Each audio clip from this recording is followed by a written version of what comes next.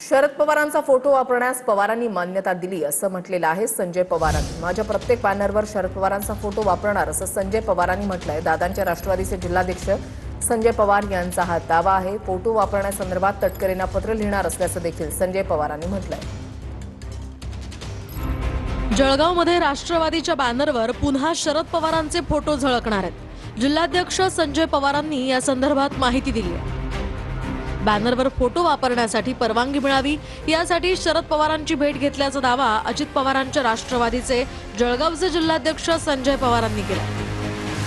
Photo वापरण्यास शरद पवारांनी मान्यता दिली असल्याचंही संजय पवार यांनी TV9 मराठीशी बोलताना सांगितलं। एवढंच नाही तर परवानगी मागण्यासाठी लिहिलेल्या पत्रावर शरद पवारांनी स्वतः सही केल्याचाही दावा संजय पवारांनी केला।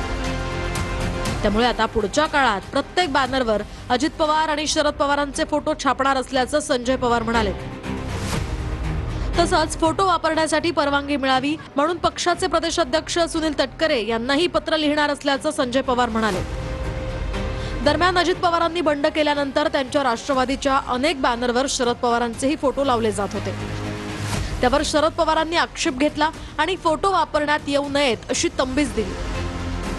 त्यामुळे अजित पवारांनी पक्षातील सर्वांना शरद पवारांचा फोटो वापरू नयेत अशा जाहीर सूचना दिल्या।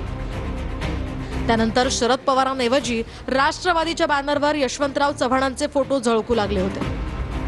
अशातच आता शरद पवारांनी राष्ट्रवादीच्या जळगावच्या जिल्हाध्यक्षांना बॅनरवर फोटो छापण्याची परवानगी दिल्यानं अनेकांच्या भुवया उंचावल्या।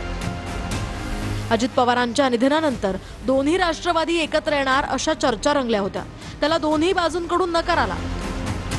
वरिष्ठ नेते ठोस भूमिका घेत नसले तरी विलीनीकरणाच्या चर्चा मधून रंगत असल्याचं अनेकदा समोरही आलं।